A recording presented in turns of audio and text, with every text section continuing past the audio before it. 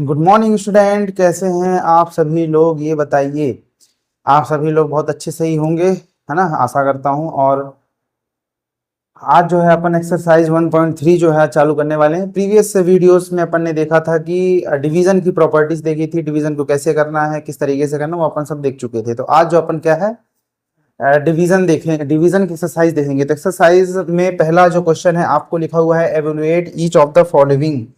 क्या लिखा है? एवेलुएट ईच ऑफ, मतलब आपको इन सब का क्या निकालना है? वैल्यू निकालनी, इसको एवेलुएट करना है, ठीक है ना? तो कैसे करेंगे? बहुत ही सिंपल है ना? जैसे मैंने बताया था, अगर अपन को 10 को 30 से डिवाइड करना है, ठीक है ना, तो क्या करेंगे? 10 3 जा 30, और यदि एक कोई नेगेटिव है, एक पॉजिटिव इंटीजर है, तो क्या आएगा? नेगेटिव आ जाएगा, ठीक है ना? यहाँ भी एक पॉजिटिव है, एक नेगेटिव इंटीजर है, तो सबसे पहले आप नेगेटिव लिख देंगे। और 5 में 50 का मल्टीप्लाई होगा, डिवाइड होगा, क्या क्या आ जाएगा? 10 आ जाएगा, ठीक है ना? फिर एक दोनों पॉजिटिव हैं, तो दोनों नेगेटिव इंटीजर हैं, तो पॉजिटिव इंटीजर आ जाएगा, ठीक है ना? और 9 का 36 में 36 का 9 में डिवाइड होगा, तो क्या आ जाएगा? 4 आ जाएगा। फिर यहाँ भी आप देख सकते हैं कि एक एक नेगेटिव इंटीजर, एक पॉजिटिव इंटीजर है, तो क्या आ जाएगा? नेगेटिव इंटीजर जाएगा, 49 का 49 में डिवाइड होगा, 1 आ जाएगा। कितना सिंपल है। अब जैसे ये वाला जो आप क्वेश्चन देख रहे होंगे, इसमें ब्रैकेट लगाओ। सबसे पहले अपन क्या मैंने बताया था? ब्रैकेट को सॉल्व करेंगे। बोर्ड मास के नियम बताया था मैंने आपको, BODMAS। बोर्ड मास में अपन पहले क्या करते हैं? ब्रैकेट को सॉल्व करते हैं, ठीक है ना? तो ब्रैकेट को अपन चलिए सॉल्व करते हैं। क्या हो जाएगा? -2 + 1 कितना हो जाएगा? इंटीजर में आपने पढ़ा होगा ना, ये हो जाएगा -1, माइनस प्लस माइनस, और माइनस प्लस क्या होगा? माइनस, और ये जो होगा सबट्रैक्ट होगा तो 1 आएगा। लार्ज नंबर माइनस में है तो माइनस आ जाएगा, ठीक है ना? ये हो जाएगा 13 डिवाइड बाई -1। अब आप देख सकते हैं कि एक पॉजिटिव इंटीजर है, एक नेगेटिव इंटीजर है, तो क्या आ जाएगा? नेगेटिव इंटीजर आ जाएगा। और 13 को 1 में डिवाइड होगा, क्या आ जाएगा? 13। डिवीजन इजी है। जीरो का तो किसी में डिवाइड होता है, जीरो ही आएगा। जीरो का किसी भी इंटीजर में डिवाइड हो, किसी भी नंबर में डिवाइड हो, वो जीरो ही मिलेगा आपको, ठीक है ना? फिर इसमें देखिए, इसमें आपका क्या लगा हुआ है? ब्रैकेट। तो पहले अपन इसको सॉल्व करेंगे। तो ये हो जाएगा आपका माइनस माइनस माइनस प्लस हो जाएगा, है ना? ये हो जाएगा -30 -1, तो ये हो जाएगा आपका -31, ठीक है ना? तो -31 डिवाइड बाई -31, दोनों नेगेटिव इंटीजर है, तो क्या आएगा अपना? प्लस का, या फिर अपन साइन रूल से भी माइनस माइनस प्लस कर सकते हैं। और 31 का 31 में डिवाइड होगा, क्या आ जाएगा? 1 आ जाएगा, ठीक है ना? यहाँ भी अपन ब्रैकेट सॉल्व करेंगे। एक नेगेटिव इंटीजर है, एक पॉजिटिव इंटीजर है, क्या जाएगा? -3, है ना? 36 का 12 में डिवाइड होगा, 12 3 जा 36 डिवाइडेड बाई 3। एक नेगेटिव इंटीजर, एक पॉजिटिव इंटीजर है, क्या जाएगा? नेगेटिव इंटीजर, और 1 आ जाएगा, ठीक है ना? ब्रैकेट अगर जहां पे लगा है वहां आपको पहले सॉल्व करना है, फिर देन अपने को धीरे धीरे आगे बढ़ना है। यहाँ भी पहले अपन इसको सॉल्व करेंगे, इसको सॉल्व करेंगे, फिर जो भी वैल्यू आएगी फिर डिवाइड करेंगे। यहाँ कितना जाएगा? माइनस में 1 आ जाएगा, प्लस माइनस माइनस, और बड़ी संख्या है माइनस में तो माइनस आ गया, ठीक है ना? डिवाइड बाई -2 + 1, यहाँ भी जाएगा -1। ये इंटीजर में आपने सीखा होगा ना इनको सॉल्व करना। ये इंटीजर का इंटीजर में मैंने आपको बता दिया है, ये इनको कैसे सॉल्व करने हैं, ठीक है ना? प्लस को कैसे सॉल्व करना है, सब आपको आपने हमने देख लिया है, ठीक है ना? पॉजिटिव इंटीजर दो अगर पॉजिटिव नेगेटिव इंटीजर है, तो रिजल्टेंट अपने को क्या मिलेगा? पॉजिटिव इंटीजर बना जाएगा, ठीक है ना? तो इतना आप देखिए, नोट कीजिए इसको।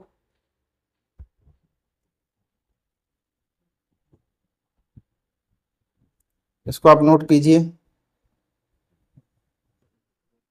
आप चाहे तो इसका स्क्रीनशॉट भी ले सकते हैं ना, आप चाहे तो इसका क्या ले सकते हैं? स्क्रीनशॉट भी ले सकते हैं। हो गया? नोट कर लिया आप लोगों ने?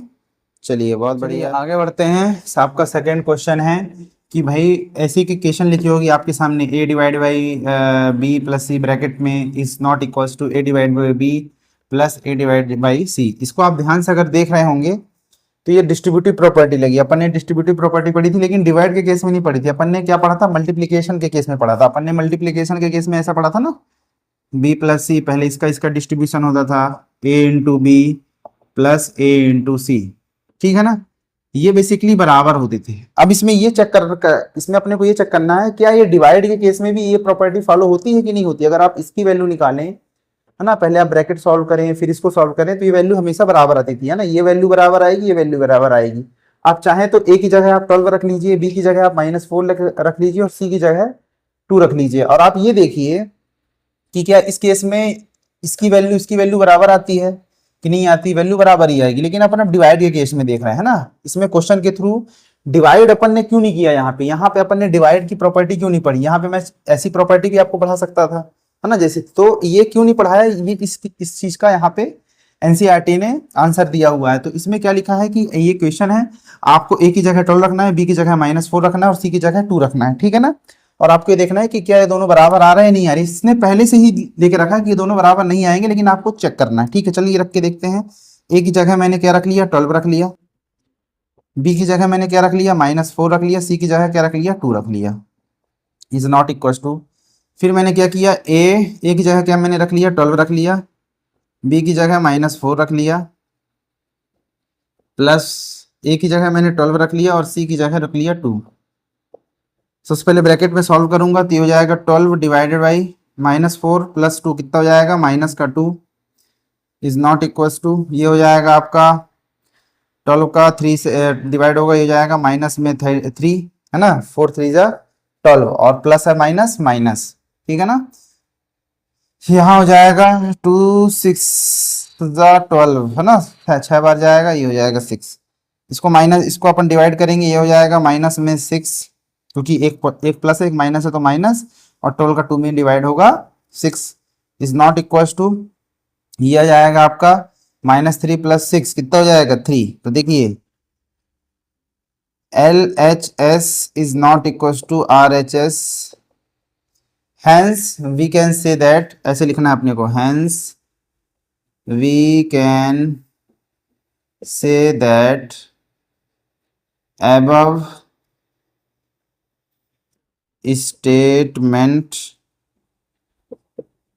इज ट्रू, ठीक है ना। इस तरीके से आपको लिखना है, आप इसको नोट कर लीजिए। और जो बी नंबर आपको दिया हुआ है आपको इसी तरीके से सॉल्व करना है, ठीक है ना। आप इसको नोट कर लीजिए या स्क्रीनशॉट ले लीजिए, जो भी आपको करना है।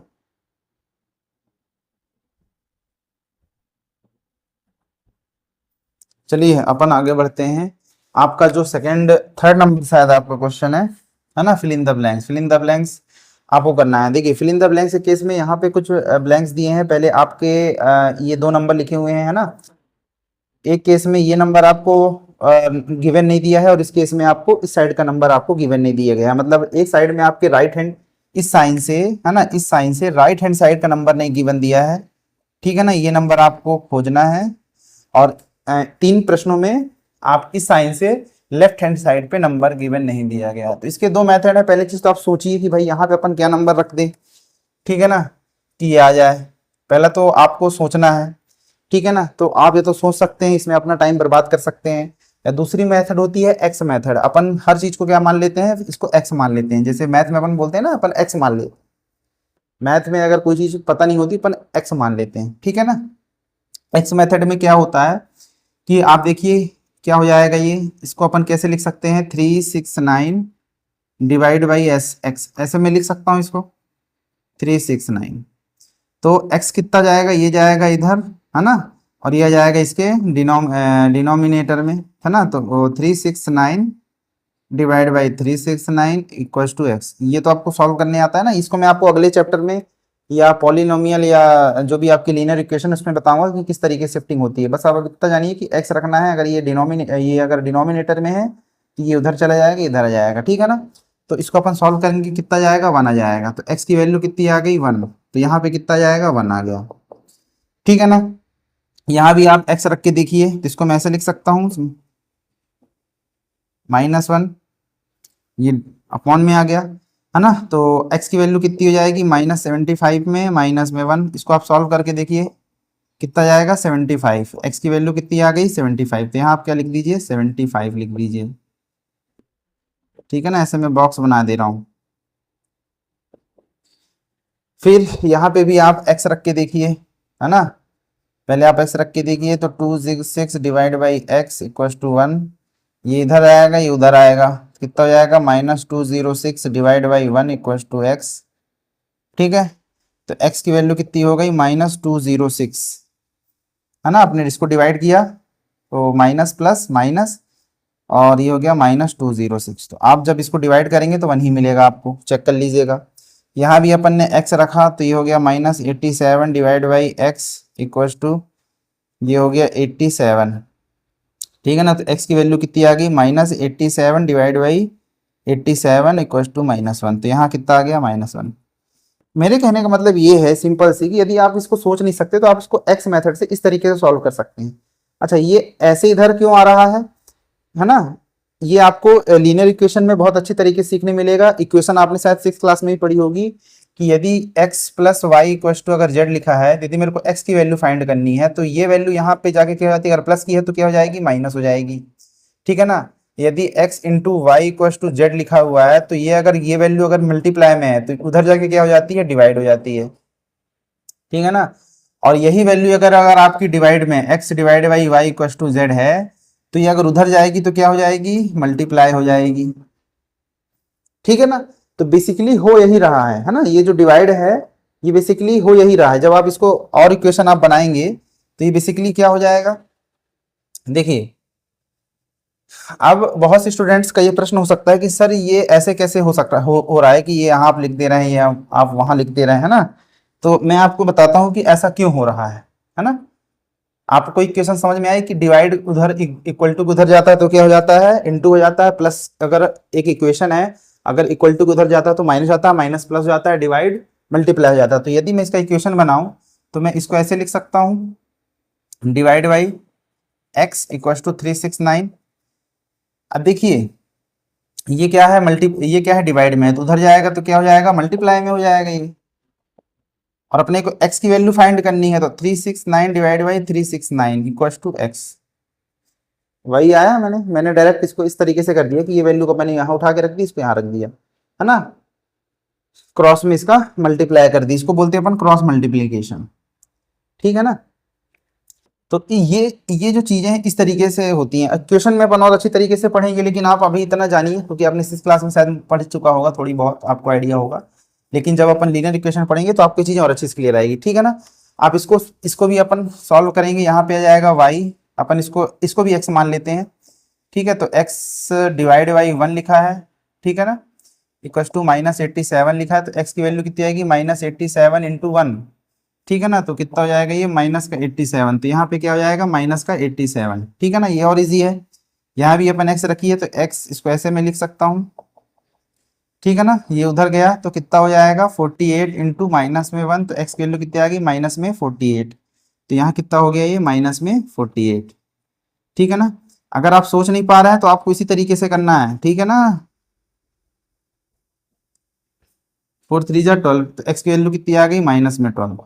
इसको आप सॉल्व कीजिए, -3 ही मिलेगा। तो आई होप आप सभी को बहुत अच्छी तरीके से समझ में आएगा। ये इक्वेशन मेथड कहते हैं इसको, है ना। फिल इन द ब्लैंक्स अगर आप उस तरीके से कहीं भी दिया रहे आप उसको x मानिए और फिर इक्वेशन बना के इसको सॉल्व कीजिए। अगर अगर अगर इक्वल टू के इधर, है ना, अगर डिवाइड है तो ये नंबर जाके उधर क्या हो जाएगा, मल्टीप्लाई हो जाएगा, मल्टीप्लाई है तो डिवाइड हो जाएगा, प्लस है तो माइनस हो जाएगा, माइनस है तो प्लस हो जाएगा। ठीक इसी प्रकार इसी नंबर पे भी यही कंडीशन फॉलो करती है। दो नंबर आपके इक्वल टू के इधर लिखे रहते हैं, दो नंबर आपके इधर लिखे रहते हैं, ठीक है ना। तो इक्वेशन सॉल्व करते समय ये चीज आपको ध्यान रखना है कि प्लस की चीज उधर जाके क्या हो जाती है, माइनस हो जाती है। आप इसको भी नोट कर लें। जैसे ये बराबर लिखा हुआ है, यहाँ अगर प्लस है तो इक्वल टू के उधर माइनस हो जाएगा, डिवाइड है तो उधर अगर जाएगा कोई भी नंबर तो मल्टीप्लाई हो जाएगा, मल्टीप्लाई है तो डिवाइड हो जाएगा, और माइनस है तो प्लस हो जाएगा, ठीक है ना। ये आप जो है नोट कर लीजिए, ठीक है ना। फिर अपन आगे बढ़ते हैं। स्क्रीनशॉट आप ले लीजिए इसका, है ना।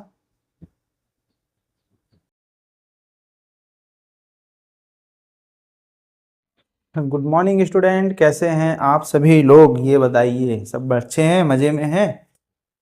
चलिए, तो आज जो अपन एक्सरसाइज 1.3 के आखिरी बचे हुए जो क्वेश्चन है वो करेंगे और फिर इस चैप्टर को रिवाइज करके इस चैप्टर को ख़त्म कर देंगे, इस चैप्टर का समापन कर देंगे। तो आज अपन एक्सरसाइज 1.3 के 3 से 4 क्वेश्चन करने वाले हैं जो कि स्टेटमेंट बेस्ड हैं, लैंग्वेज बेस्ड हैं। लैंग्वेज बेस्ड क्वेश्चन को कैसे किया जाता है, यहाँ से आप आपकी प्रैक्टिस चालू होगी, है ना। क्योंकि आपके जो भी कॉम्पिटेटिव एग्जाम है आने वाले समय में, जब आप कॉम्पिटिशन एग्जाम की तैयारी करेंगे तो वहाँ बच्चे लैंग्वेज बेस्ड क्वेश्चन में ही फंसते हैं, ठीक है ना। तो लैंग्वेज बेस्ड क्वेश्चन को पढ़ने का पहला तरीका ये होता है कि कोई प्रश्न को आपको अच्छे तरीके से पढ़ना है, उसके उसके दिए गए हर एक लैंग्वेज को हर एक वर्ड को अच्छी तरीके से ट्रांसलेट करना है, फिर उसको समझना है और फिर उसको इक्वेशन बना के सॉल्व करना है। तो चलिए देखते हैं कैसे करना है एक्सरसाइज 1.3 आज जो अपन चालू करने वाले हैं। इसमें लिखा हुआ है right 5 pairs of integer a and b. ऐसे 5 पेयर अपने को बनाना है। पेयर का मतलब क्या होता है? जोड़ा। पेयर का मतलब क्या होता है? जोड़ा। जैसे विवाहित जोड़ा होता है ना, पति पत्नी का जोड़ा हो गया, आपके जूतों का जोड़ा हो गया, तो उस प्रकार से इंटीजर का आपका जोड़ा बनाना है ए और बी। है ना? ए और बी क्यों लिखा है? क्योंकि यहाँ पे आप कोई भी इंटीजर रख सकते हो, such that a divide by b equals to -3। मतलब ए और बी की जगह आप कोई भी इंटीजर रखो, इनका जो सॉल्यूशन है वो -3 आना चाहिए जब अपन इसका डिवाइड करें। फिर इसने एक एग्जाम्पल के थ्रू आपको समझाया हुआ है। यहाँ तक आपका प्रश्न हो गया। यहाँ से आपको थोड़ा सा एग्जाम्पल हिंट देने की कोशिश की है, या यहाँ पे लिख लीजिए हिंट। यहाँ पे आपको एक हिंट देने की कोशिश की है कि इन सच पेयर, वन सच पेयर, जैसे 6 और -2, 6 ए की जगह क्या हो गया 6 और बी की जगह क्या हो गया -2। तो जैसे इसको इसने सॉल्व किया तो आ गया -3। ऐसे करके अपने को 5 पेयर बनाने हैं, 1 2 3 4 एंड 5, इस तरीके से बनाने हैं। अब आप सोचिए कि अपन ऐसा कौन सा पेयर बना सकते हैं, ठीक है ना? तो पहला पेयर अपन बना सकते हैं 15 डिवाइडेड बाई -5 का एक पेयर बन सकता है, ठीक है ना? यदि 15 को मैं -5 से डिवाइड करूंगा -3 आएगा, है ना? डिवाइड में अपन ने सीखा था एक पॉजिटिव इंटीजर होना चाहिए, अगर नेगेटिव इंटीजर है तो रिजल्टेंट हमेशा एक नेगेटिव इंटीजर मिलता है। फिर मैं क्या कर सकता हूँ मेरे को ऐसा नंबर सोचना है जो 3 का मल्टीपल हो, है ना? जिसका जो 3 का मल्टीपल 3 की टेबल में आ रहा हो। तो 3 की टेबल में कौन कौन से जो है नंबर्स आते हैं, है ना? 3 1 जा 3, 3 2 जा 6, 6 आ चुका है, 3 3 जा 9, 9 एक जो है नंबर है वो आता है। यदि 9 को मैं -3 से डिवाइड करूं तो -3 बचेगा। फिर और कौन कौन से नंबर आते हैं? 3 3 जा 9, 3 4 जा 12, है ना? 12 भी आता है। इसको मैं अगर -3 से डिवाइड करूं, नहीं सॉरी -4 से डिवाइड करूं तो -3 आएगा। फिर 15 में ले चुका हूं, है ना? मैं 16 ले लेता हूं। 16 को मैं किससे 16 नहीं आता, 18 आता है। 18 को अगर -6 से डिवाइड करूं तो -3 बचेगा, ठीक है ना? फिर और कौन सा सकता है? 21 को अगर मैं -7 से डिवाइड करूं तो -3 आता है, ठीक है ना? तो इस तरीके से ये 5 कॉम्बिनेशन जो बन सकते हैं, -7 -6 -4 -3, है ना? तो यहाँ पे जो भी लिखा होगा उसके आपको मल्टीपल में, उसका जो टेबल के जो भी मल्टीपल का मतलब क्या होता है, इसकी टेबल में जो भी नंबर्स आएंगे उसको आपको यहाँ रख देना है, ठीक है ना? माइनस है तो आपको पता होना चाहिए कि एक इंटीजर प्लस में होना चाहिए, दूसरा माइनस में होना चाहिए। तो अगर ये प्लस में है तो आप इसको माइनस में कर लीजिए, या अगर ये माइनस में है तो इसको प्लस में कर लीजिए। यदि यहाँ ये +3 होता, ठीक है ना, दोनों इंटीजर अपने क्या होते? पॉजिटिव होते, ठीक है ना? ये भी पॉजिटिव होता, ये भी पॉजिटिव होता। सिंपल है, बहुत सिंपल है। 3 की जगह कुछ भी रख दे, आपको 4 रख दे, 5 रख दे। मैं कहता हूं अगर इसने नंबर, आप कुछ भी ले सकते हैं। अगर यहाँ पे इक्वेशन दे देता कि भाई a divide by b equals to 4 होना चाहिए या -5 होना चाहिए, तो आपको 5 की टेबल में जो भी नंबर आते हैं उसको a की जगह रखना पड़ता, ठीक है ना? और फिर आपको ये नंबर जो है इसको फाइंड करना पड़ता। तो इजी होता कि a की जगह आपने नंबर रख लिया, तो फिर इसको निकालना बहुत ही आसान है ना? सिर्फ उसका आपको क्या करना है? मल्टीप्लाई कर देना है। जैसे मैंने 15 रखा तो मेरे को पता था कि ये 3 की टेबल में आता है, तो मैंने 5 का 3 में मल्टीप्लाई किया 15, है ना? ये 15 को 3 से अगर मैंने डिवाइड किया तो वो चीजें आ जाती हैं। चलिए अगला क्वेश्चन है अपना क्वेश्चन नंबर 5। सभी लोग देखिए यहाँ पे क्वेश्चन नंबर 5 में क्या लिखा है कि टेम्परेचर जो है ना, टेम्परेचर 12 o'clock यानी कि 12 बजे दोपहर का टाइम है ना?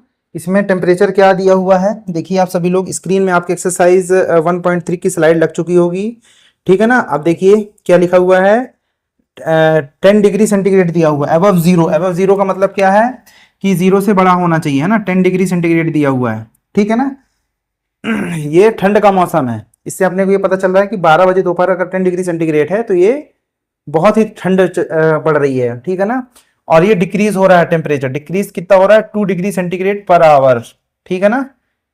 डिक्रीज हो रहा है मतलब हर घंटे जो है ये 2 डिग्री कम हो रहा है। यानी कि मान के चलिए 12 बजे यदि 10 डिग्री था, है ना, तो 1 बजे कितना हो जाएगा टेम्परेचर आपका? 1 बजे कितना हो जाएगा? 1 o'clock पे कितना हो जाएगा, ये हो जाएगा 8 डिग्री सेंटीग्रेड, ठीक है ना। ऐसे ये डिक्रीज हो रहा है, कितना, 2 डिग्री सेंटीग्रेड डिक्रीज हो रहा है।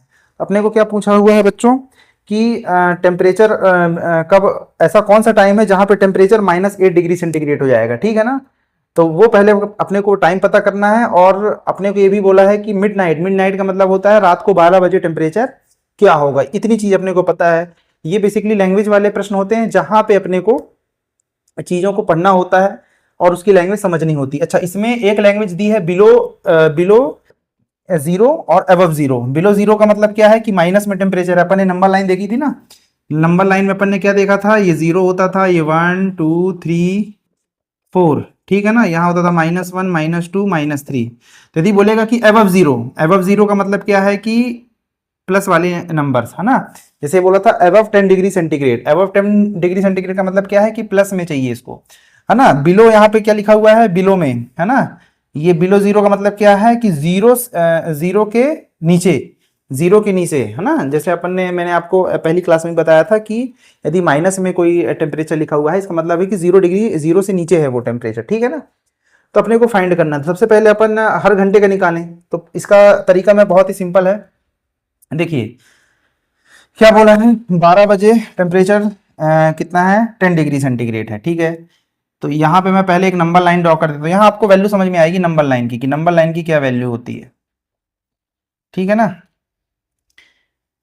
ठीक है ना, यहाँ पे टेम्परेचर है भाई, यहाँ पे 0 रख देता हूँ मैं, है ना। यहाँ पे 10 है, और दो दो कम हो रहा है, मतलब नंबर लाइन पे मेरे को 2-2 डिग्री कम करना है। यहाँ पे 8 हो जाएगा, 8 से 2 कम किए, यहाँ पे 6 हो जाएगा, ठीक है ना। यहाँ पे 4 आ जाएगा, यहाँ पे आ जाएगा 2, यहाँ पे आ जाएगा 0, ठीक है ना। और कम कर दो, 0 से 2 कम करेंगे क्या आ जाएगा, -2। यहाँ पे थोड़ा सा स्पेस की कमी है, ठीक है, इसको मैं थोड़ा यहाँ तक एक्सटेंड किए दे रहा हूँ, ठीक है ना। और थोड़ा इसको पास पास लिख दो, -2 -4 -6 -8, ठीक है ना। अच्छा, दो दो का गैप मैंने क्यों लिया कि हर घंटे 2-2 डिग्री सेंटीग्रेड क्या हो रहा है, कम हो रहा है। ये मैंने नंबर लाइन बना दी। अगर ये 3 डिग्री बोलता तो मैं यहाँ पे 3-3 का गैप लेता, 10 लिखता, फिर 7 लिखता, फिर 4 लिखता, फिर 1 लिखता, इस तरीके से ना। जितना इसमें टेम्परेचर डिक्रीज हो रहा है या इंक्रीज हो रहा है, उतने का अपन गैप करके नंबर लाइन बना देते हैं, ठीक है ना। अगर इंक्रीज बोलता तो अपन इंक्रीज में लिखते वो चीजें। क्योंकि डिक्रीज हो रहा है तो अपन इस तरफ आ रहे हैं। डिक्रीज का मतलब क्या है कि अपन को किस तरफ आना है, 0 की तरफ आना है। और इंक्रीज बोलेगा तो अपने को 0 के आगे चलना है, ठीक है ना। तो चलिए अपन ये देखते हैं कि कितने बजे टेम्परेचर था ये, 10 डिग्री टेम्परेचर कितने बजे था, 12 बजे था, 12 बजे, ठीक है ना। ये हो गया आपका 1 बजे, ये हो गया 2 बजे, ये हो गया 3 बजे, ये हो गया आपका 4 बजे, ये आपका हो गया 5 बजे, ये आपका हो गया 6 बजे, है ना। ये आपका हो गया 7 बजे, ये आपका हो गया 8 बजे, और ये आपका हो गया 9 बजे। अब आपको अगर कहीं भी पूछ ले तो आपको बोल देता कि -4 डिग्री सेंटीग्रेड कितने होता, आप बोलते 7 बजे। अब इसने पूछा है कि -8 मतलब 9 बजे, ठीक है ना। 9 बजे टेम्परेचर कितने होगा, तो इसका आंसर कितना आएगा, इसका जो आंसर आएगा, ठीक है ना, यहाँ मैं लिख देता हूँ, आंसर कितना आएगा 9, है ना, 9 o'clock, at the time of, at time 9 o'clock temperature is -8 degree centigrade. ये इसका आंसर हो गया।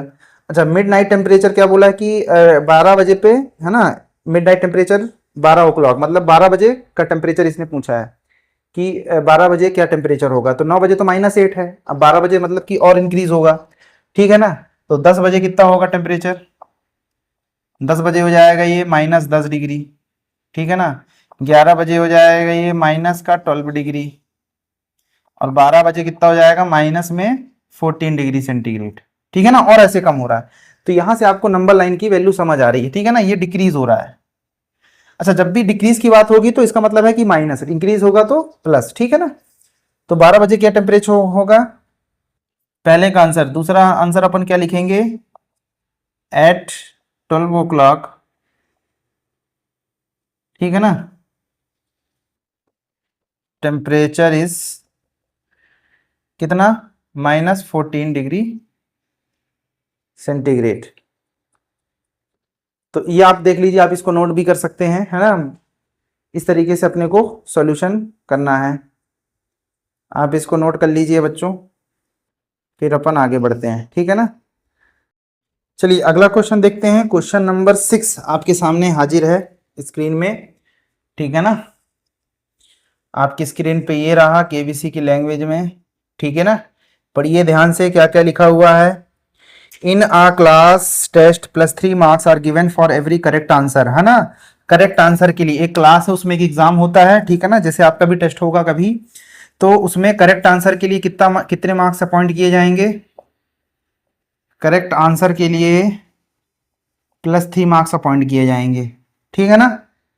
और क्या लिखा हुआ है कि every correct answer and -2 marks are given for every incorrect answer, है ना। अगर आपने कोई भी गलत उत्तर दिया तो आपके नंबर कितने आएंगे, -2, ठीक है ना। ये एक आंसर की बात हो रही है ना। अगर आपने कोई भी एक आंसर सही दिया तो आपको +3 मार्क्स मिलेंगे, और एक आंसर आपने गलत दिया तो -2 मार्क्स मिलेंगे, है ना, ठीक है ना। अब एक लड़की है राधिका, एक कोई बच्ची थी राधिका, ठीक है ना। राधिका ने 20 मार्क्स लाए, 20 स्कोर कितना किया, राधिका का जो स्कोर है वो कितना है, 20, ठीक है ना। 20 मार्क्स इसके थे। और इसमें क्या लिखा है, if c has got 12 correct answer, है ना। इसने जो आंसर कितने सही दिए, इसके जो करेक्ट आंसर थे वो कितने थे, 12, ठीक है ना। एनी मैनी क्या लिखा, 12 correct answer, how many questions has c attempt incorrectly. इसमें ये लिखा है कि इसने ऐसे कितने क्वेश्चन है जो गलत कर दिया, ठीक है ना। तो अपने को क्या फाइंड करना है, इनकरेक्ट आंसर पता करना है राधिका के क्या पता करना है, इनकरेक्ट आंसर कितने थे, ठीक है ना। ये इसका ए पार्ट हो गया। बी पार्ट में भी कुछ कहा है इसने, देखिए आप। एक लड़की है मोहिनी, मोहिनी बहुत खतरनाक लड़की है ये, है ना। इसने कितना स्कोर किया, -5। मोहिनी का स्कोर कितना है, -5। ये लड़की पढ़ती नहीं थी भाई, इसने -5 स्कोर किया, -5 मार्क्स आए इसके, ठीक है ना। और उसने 7 करेक्ट आंसर दिए। करेक्ट आंसर कितने दिए उसने, 7,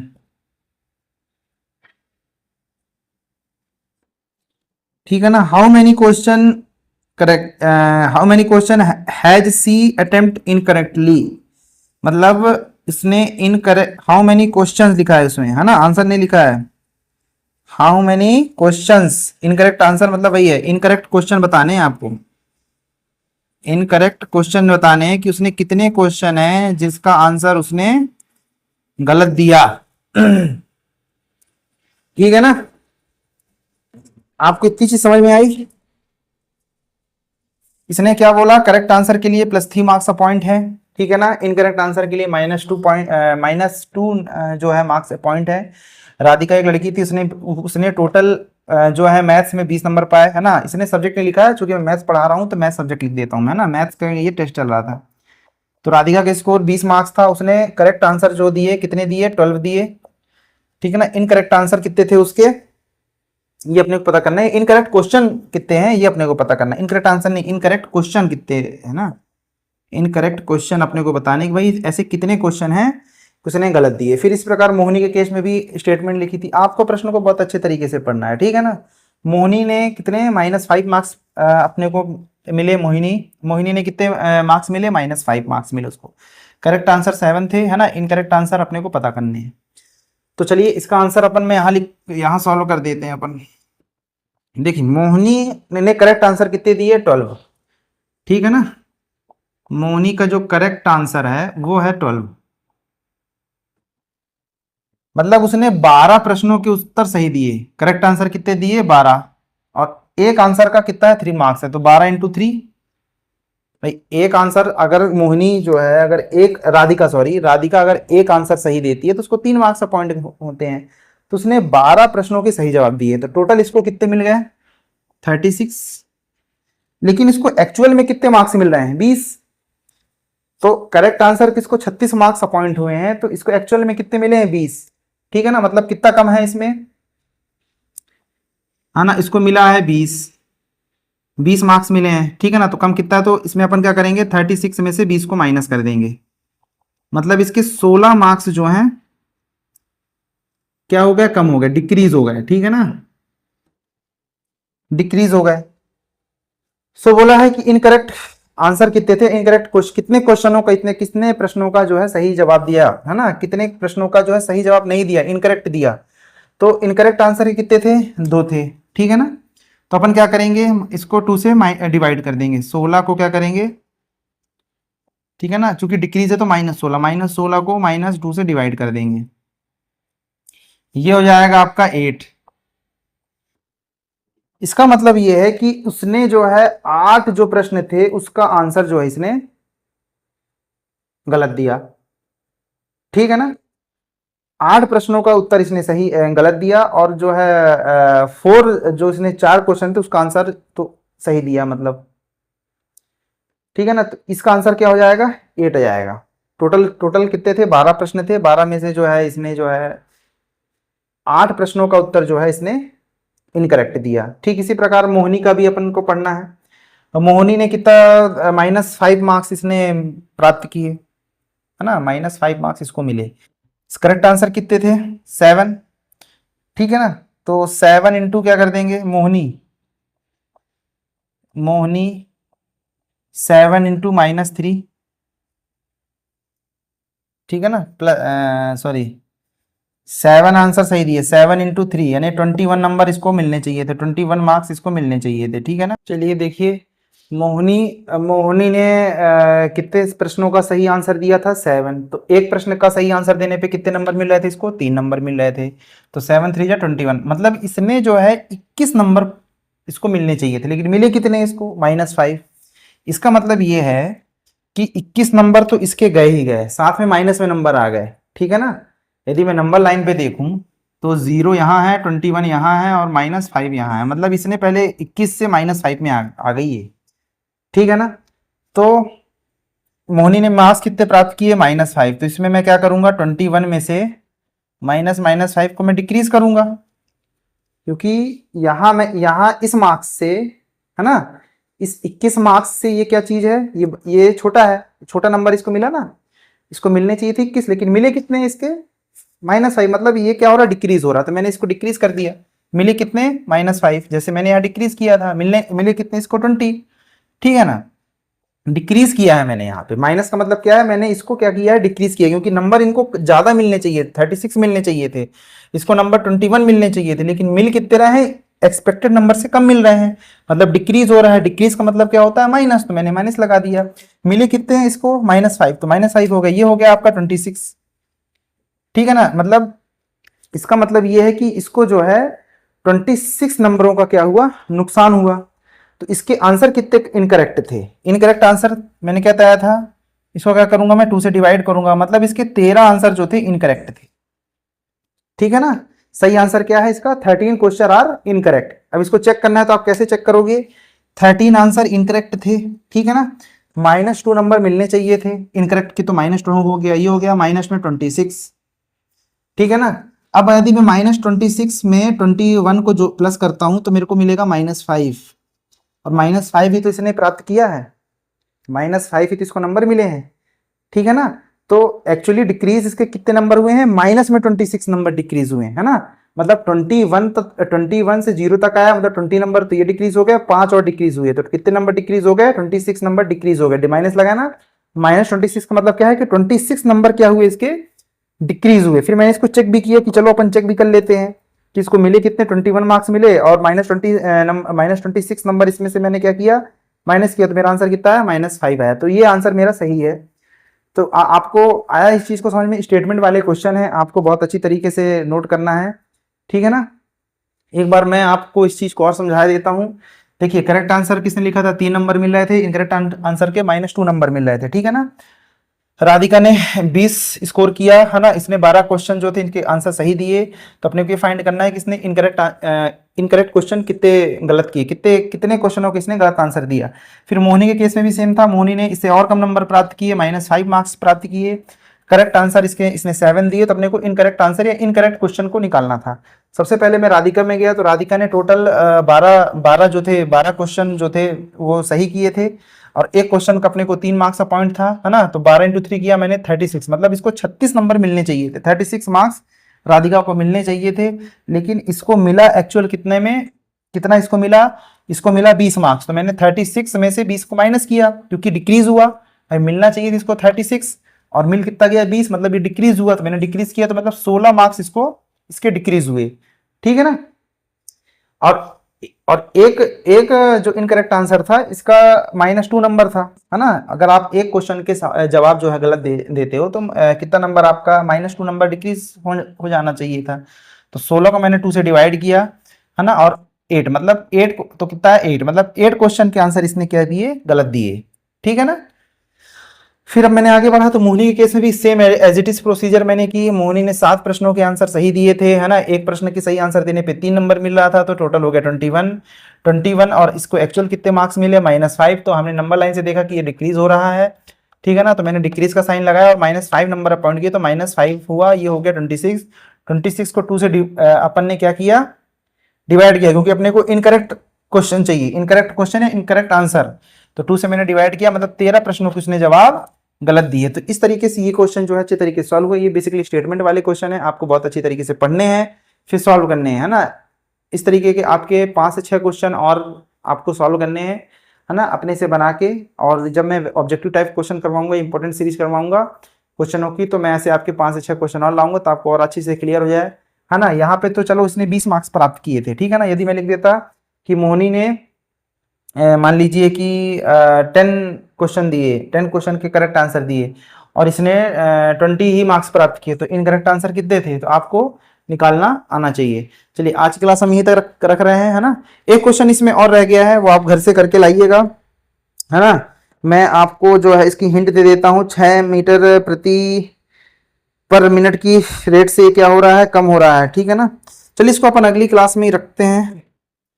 फिर मैं देखिए टाइम भी ज़्यादा हो गया है मेरे हिसाब से, कि कर लें इसी क्लास में कर लें। चलिए मैं करवा देता हूँ, इसी क्लास में करवा देता हूँ आपको। चलिए आगे देखते हैं अपन। अगला क्वेश्चन है क्वेश्चन नंबर 7। देखिए क्या लिखा हुआ है कि एक कोई भी एलिवेटर है, एलिवेटर मतलब समझ रहे हैं आप, एलिवेटर का मतलब ये लिफ्ट। आपने शॉपिंग मॉल में गए होंगे तो लिफ्ट लगी होती है।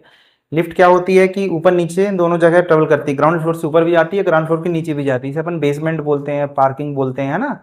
तो एक लिफ्ट है ना, ये 6 मीटर पर मिनट की रेट से क्या हो रही है, नीचे जा रही है। 6 मीटर पर मिनट का 6 मीटर पर मिनट का मतलब क्या है कि 1 मिनट में वो 6 मीटर की डिस्टेंस ट्रेवल कर रही है, ठीक है ना। अगर आप घड़ी में टाइम देखें तो अगर 1 मिनट होगा तो वो 6 मीटर की डिस्टेंस ट्रेवल कर लेगी, ठीक है ना। ये इसका मतलब हुआ। ग्राउंड लेवल से 10 मीटर ऊपर से ये ट्रेवल कर रही है। ये आपका ग्राउंड लेवल हो गया, ये आपका क्या हो गया, ग्राउंड लेवल हो गया, ग्राउंड लेवल हो गया, ठीक है ना। ये हो गया अबव और ये हो गया बिलो। मैंने क्या बताया था कि बिलो को हमेशा माइनस, अबव को प्लस, है ना। लेफ्ट साइड को माइनस, राइट साइड को प्लस, ये रूल होता है, ठीक है ना। तो चलिए बिलो जा रही है ना, बिलो कितना जा रही है, -350 मीटर नीचे गई। तो इसमें अपने को ये बताना है कि यहाँ से यहाँ तक अगर ये लिफ्ट गई है ना, यहाँ से चलना चालू की, यहाँ से यहाँ तक ऐसे ऐसे जा रही है, जा रही जा रही, यहाँ तक पहुंच गई ये लिफ्ट। तो इसको टाइम कितना लगा, टाइम कितना लगा इसको, ये अपने को बताना है, ठीक है। सबसे पहले तो मैं डिस्टेंस काउंट कर लूँ कि टोटल डिस्टेंस कितनी है ना। क्योंकि 1 मिनट में तो 6 मीटर ही ट्रेवल कर रही है, तो अगर मेरे को डिस्टेंस पता चल जाए तो मैं मिनट काउंट कर लूंगा कितने मिनट है, ठीक है। तो मैं डिस्टेंस करता हूं कि पहले डिस्टेंस कितनी, यहां से यहां तक कितनी है, 10 मीटर, ठीक है ना। फिर ग्राउंड लेवल आ गया, फिर ये डिक्रीज हो रही है, मतलब नीचे जा रही है, कितनी नीचे जा रही है, तो मैंने माइनस लगाया, डिक्रीज मतलब माइनस, और माइनस में 350 मीटर, है ना। तो इसको मैंने ऐसे रख दिया 350 मीटर। टोटल कितनी हो गई, 10 मीटर प्लस 350 मीटर, टोटल हो गई 360 मीटर। इसका मतलब ये है कि टोटल अपने को 360 मीटर ट्रेवल करना है, ठीक है ना। और 1 मिनट में 1 मिनट में 6 मीटर ही ट्रेवल कर रही है, 2 मिनट में कितनी ट्रेवल करेगी, 12 मीटर, 3 मिनट में 18 मीटर, 4 मिनट में 24 मीटर, ठीक है ना। तो अपन क्या करेंगे, डिवाइड करेंगे भाई, सीधी सीधी सी बात है। देखिए अगर आपको ऐसा समझ में ना आए तो आप ऐसा किया करिए स्टूडेंट, है ना। 1 मिनट में 6 मीटर, ठीक है ना। तो हाउ मच मिनट, यहाँ तक यहाँ आप एक्स रख लिए, ठीक है ना। अपने को क्या पढ़ा, टाइम निकालना है, कितने मीटर ट्रेवल कर रहा है, 360 मीटर। फिर अपन क्या करते हैं, इसमें आपने सीखा होगा, इसका इसका इसमें मल्टीप्लाई करेंगे और इसको डिवाइड करेंगे, है ना। इसमें इसका मल्टीप्लाई करेंगे तो एक्स का 6 में डिवाइड मल्टीप्लाई किए और 360 का 1 में मल्टीप्लाई किए, ठीक है ना। अपने को क्या चाहिए, टाइम, यहाँ क्या है, टाइम है ना, टाइम के नीचे टाइम, अपने को क्या चाहिए, टाइम। तो क्या आ गया, 360 डिवाइड बाई 6, ये हो गया मतलब 60 मिनट आंसर हो गया अपना।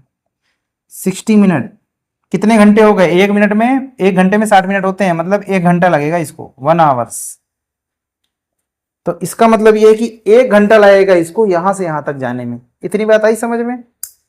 तो आई होप आप लोगों को समझ में आया होगा। जब आपको इस तरीके की चीजें नहीं पता, जब आपको ये सब करते ना आता बने कि भाई 360 मीटर है, अपन अब टाइम कैसे निकालने, ठीक है ना। तो मिनट के नीचे आप मिनट रखिए, जो चीजें जो पूछी गई है ना, उसके नीचे उसी वैल्यू को रखिए। मिनट के नीचे मैंने मिनट को रखा, मीटर के नीचे मैंने डिस्टेंस को रखा। 1 मिनट में 6 मीटर ही ट्रेवल कर रही थी, तो मेरे को मिनट मतलब टाइम चाहिए था, तो मैंने टाइम को रख दिया, है ना। और यहाँ पे जो भी डिस्टेंस थी, डिस्टेंस अपने को कितनी 360 मीटर रख दी। इन दोनों का क्रॉस मल्टीप्लाई कर दिया करिए और एक्स की वैल्यू यहाँ से अपन ने निकाल ली, ठीक है ना। यदि ये टाइम ना पूछ के डिस्टेंस पूछता तो डिस्टेंस के नीचे डिस्टेंस रखते, मिनट के टाइम के नीचे टाइम रखते और वहां से अपन इस तरीके से वैल्यू निकाल लेते। तो आपको ये चीज समझ में आ गई होगी, आई होप। मिलते हैं अपन अगली क्लास में। अगली क्लास में अपन इस पूरे चैप्टर का रिवीजन करेंगे, जो आपके लिए एग्जाम पॉइंट ऑफ व्यू से बहुत इंपॉर्टेंट होगा। एग्जाम पॉइंट ऑफ व्यू के लिए आपको वो क्लास जरूर देखनी है, और जब आपकी एग्जाम हो तो सिर्फ आप सिंगल क्लास देखिए। उसमें मैं सिर्फ आपको कॉन्सेप्ट बताऊंगा, है ना। एग्जाम्पल्स कम रहेंगे उसमें, आपको सिर्फ कॉन्सेप्ट रिवाइज होंगे, है ना, क्योंकि वही इंपॉर्टेंट होते हैं। अगर आपको कॉन्सेप्ट बहुत अच्छी तरीके से समझ में आ गए बच्चों, तो आप किसी भी प्रकार के क्वेश्चनों को फोड़ सकते हैं, ठीक है ना। तो चलिए आज की क्लास यहीं तक। अगर आप चैनल पे नए हैं तो सब्सक्राइब कर लीजिए, वीडियो अगर पसंद आया हो तो चैनल को लाइक कर लीजिए। Thank you so much.